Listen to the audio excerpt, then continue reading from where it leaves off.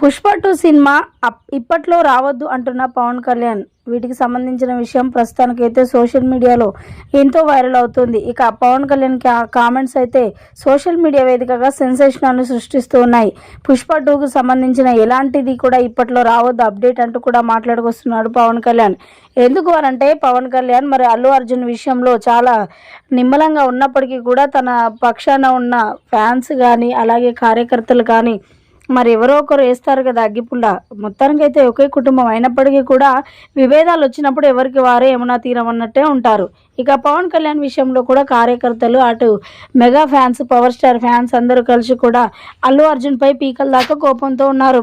తను వైఎస్ఆర్సీపీకి మద్దతు ఇవ్వడంతో ఎంతోమంది చాలా కోపం అవుతున్నారు. ఇటు జనసేన పార్టీలో మరి జాయిన్ అయ్యి వెళ్ళినా బాగుండేది. ఎవరి మాట విని వెళ్ళాడో అల్లు అర్జున్, కానీ తనకి కెరియర్కే నెగిటివ్ పాయింట్గా అయిపోయింది ఆ ప్రచారం.